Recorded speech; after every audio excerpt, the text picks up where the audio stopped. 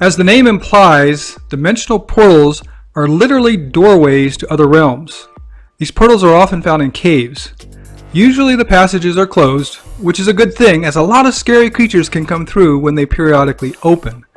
Sometimes, even when the portal is closed, you can still see the alien energy disruption in the air and on the surface of the rock faces in the caves. Even when you can't see it, you can sure feel it, and it's not a comfortable feeling. Positive energy vortexes are just the opposite. Their energy is always bright and uplifting. The feeling of pure euphoria you get at a positive energy vortex will usually stay with you for at least a few days and up to a week if you visit a powerful one. Many people have actually never felt euphoria in their life. They really don't know what it is. Their visit to a positive energy vortex is often the first time that they experience the amazing feeling of euphoria, which makes their visit to the vortex all the more memorable. Sedona, Arizona is well known for their energy vortexes, but less known, yet far more numerous, and with some a lot more powerful, are the positive energy vortexes in Northern California, Southern Oregon, and spread out along their coasts.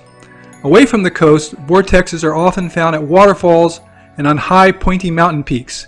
They are great places to magically enchant gems, crystals, and other objects, or simply to go and recharge and energize your body.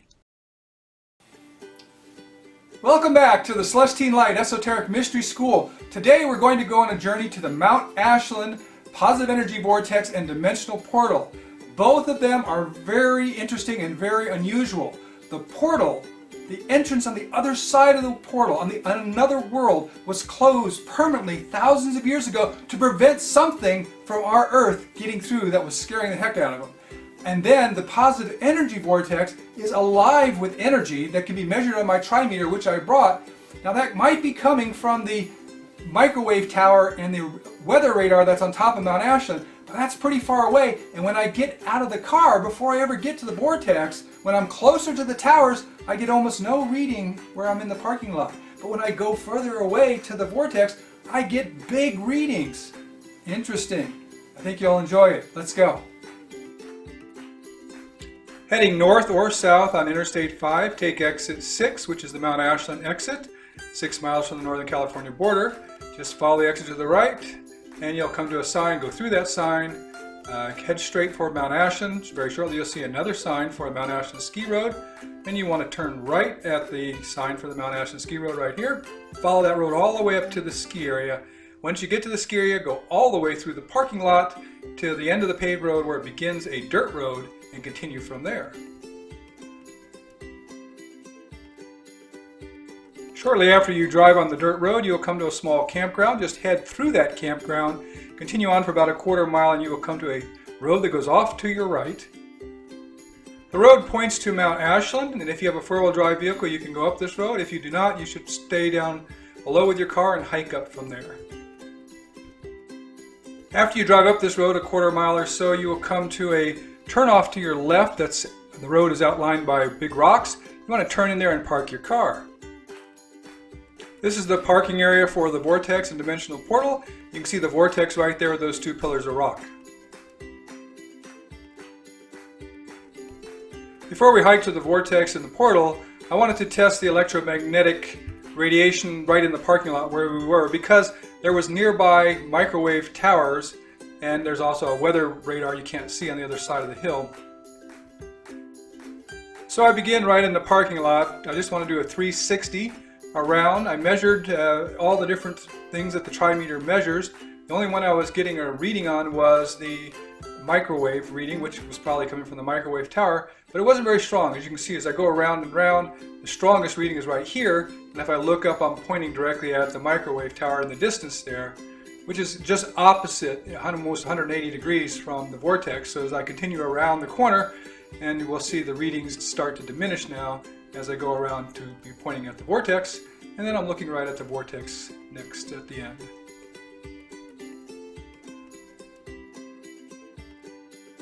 This dimensional portal has a very foreboding energy about it, even from a distance. As you're walking from the parking area, you're going to take the trail that goes to the right at this V right here. The left trail goes to the vortex, the right trail goes to the portal. Along the way, you're going to see this really unusual tree on your right. This is a tree that's been affected by the vortex energy, and oftentimes you'll find trees that spiral in the forest that have been affected by nearby vortexes, and they always tend to spiral even when that species of tree would normally grow straight.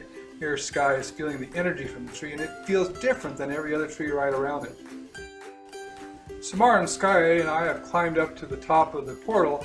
It's really a dead energy here. Because this portal has been closed for thousands of years, it doesn't have the same kind of energy signature that normally a portal would have. In the distance you can make out the double rock pillars of the nearby vortex. The big question is, where on this pile of rocks was the actual portal, the actual doorway? Samara found it. She's very good at sleuthing these out and finding them with her energy signature, but this one didn't have an energy signature because it had been closed for thousands of years, according to our friend from the higher realms, Philos. The crack that you see in the rock is the actual edge of the portal that was frozen in place when this portal was closed on the other end, in another world somewhere in our universe. Many of you have read my books, Inception and Destiny, which tell the story, the beginning of the story and adventures of Lazarus, the 2,000-year-old man who is still alive on the earth today and the last of the original 24 guardians of the earth. Lazarus, for 2,000 years, he normally protects our earth from things coming through from other worlds, and he sometimes closes these portals on our end. But this is one that was closed on the other end. What was coming through from our earth that was so dangerous that the people on the world at the other end permanently sealed the passageway?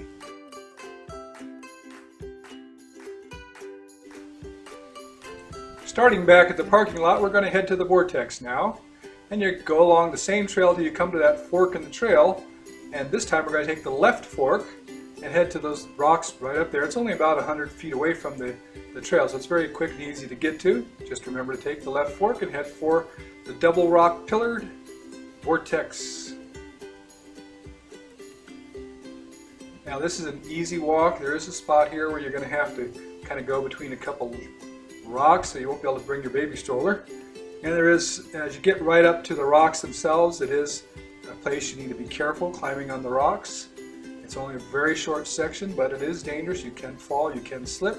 So if you're not steady on your feet and have good shoes, then just look at it from a little distance. Here's the part that you have to scamper up the rocks. Just a very short stretch, and you do need to be careful. Our toy poodle Little Bit's best at it. She has 4-wheel drive. Once you get up here, the 360-degree view is spectacular. Even without the vortex, it's worth it to come to this spot just to see this. And as you come around, my wife Samara is standing right next to the apex of the vortex, this boulder on top of another boulder. And then just around the corner, that mountain in the distance is Mount McLaughlin. And over here we have a microwave tower on one of the peaks of Mount Ashland. I wanted to test to see if the vortex was being affected by the microwave tower. So I brought my Trimeter, set it on microwave, and I'm going to do a 360 beginning at the microwave tower direction. So we're starting around, you can see we are getting a reading. Now as we get away from the microwave tower, we're actually getting a stronger reading as we head around to the right. Now it's dropping back down to 0. We're still doing the same 360, standing in one spot.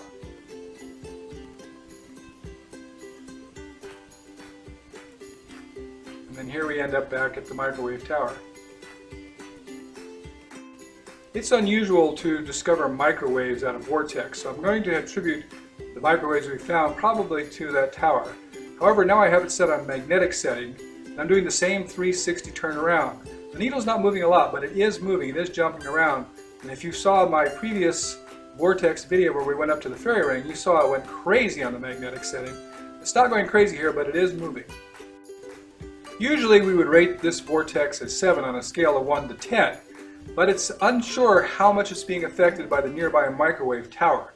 So we're just going to say that this is a great view and it's worth going just for that, and there is a very unusual nearby dimensional doorway that is definitely worth checking out.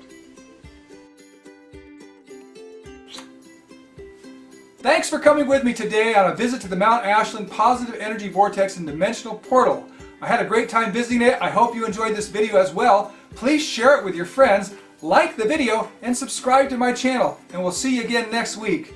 Namaste, my brothers and sisters.